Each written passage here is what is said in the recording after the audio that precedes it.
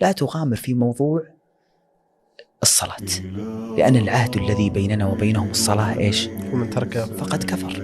صل تضبط أمورك. النبي صلى الله عليه وسلم كل ما حزبه أمر فز إلى الصلاة.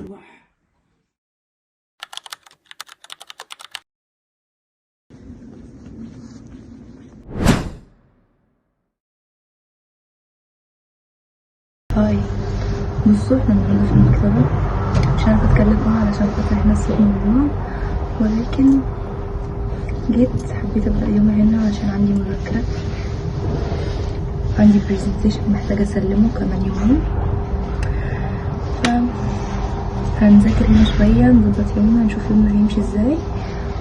بس كده قضوا معايا اليوم، اكتبولي رأيكم فيه في الكومنتات، وما تنسوش تحطولي اللايك سبسكرايب عشان نوصل 1000 مشترك. بس كده سيبكوا تكملوا معايا الفلوج.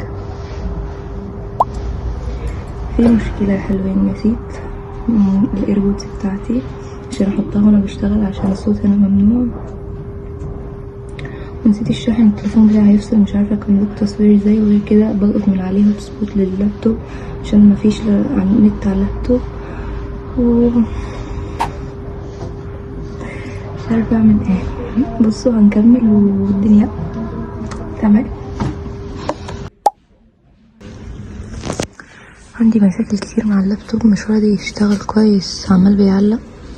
بصوا عندي برزنتيشن محتاجه اقدمه، اشتغلت عليه شويه بس استنوا اما نشوفه. في بروجكت اشتغلت عليه شويه عن الانترنت، موضوع عن الانترنت.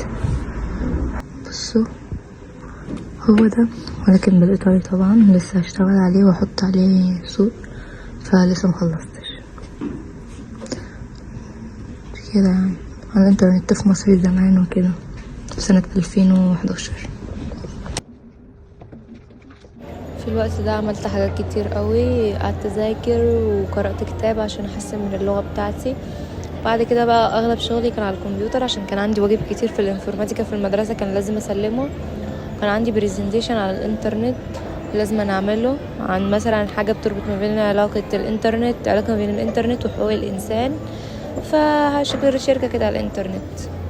وهنا كنت بحاول اختار كتاب اقرأه عشان خاطر محتاجة احسن من لغة الايطالي شوية، فبحاول ان انا اقرأ كتب كتير علشان خاطر احسن من اللغة دي. احسن خطوة يعني احسن بيها اللغة، وغالبا كنت بختار على حسب شكل الكتاب، كان الشكل اللي بيعجبني باخده مش حسب هو مفيد ولا لا. كنت معجبة بشكل الكتب كلها قوي.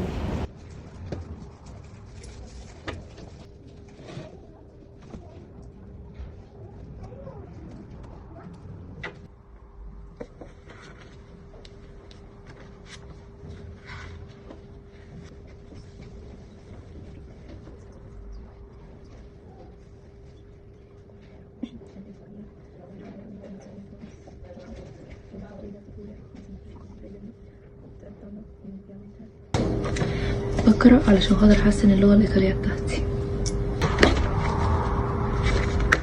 بيتكلم عن السيستم السولار، يعني السيستيمة اللي هي بتاعت الكواكب والشمس والقمر. خلصت برزنتيشن بتاعي، ناقص بس اسجل عليه الصوت. هو عبارة عن حقوق الانسان والنت والكلام ده كله بس بالايطالي، وقرأت شوية علشان خاطر احسن اللغة الايطالية بتاعتي، وبس حاسة اني هلم حاجتي ويلا بينا.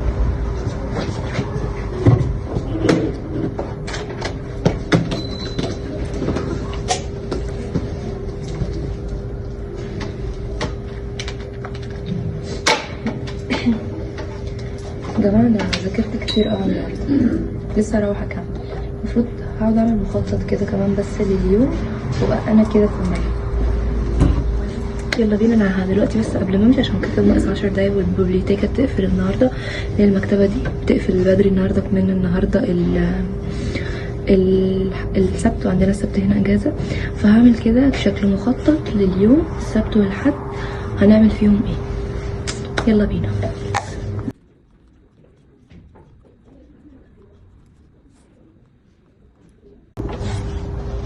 بصوا انا خدت شوية حاجات حاسة حاسه ان دول اهم حاجه بالنسبه لي دلوقتي عشان مش فاكره خالص. اهم حاجه تكتبوها يا جماعه، الكتابه مهمه قوي، بتنظم يومكم والله.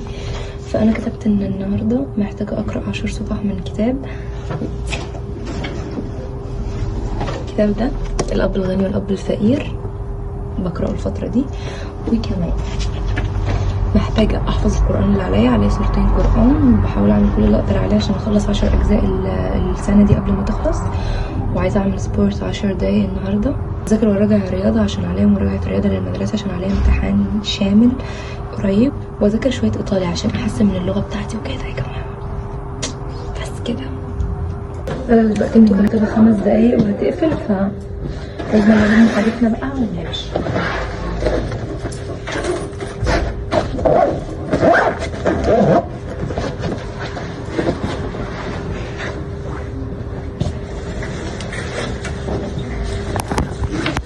هنا هنطلق الخارج. طلعنا من المكتبة وافترينا دلوقتي بقى، راح استنى الاتوبيس هيجي معايا شوية صغيرين.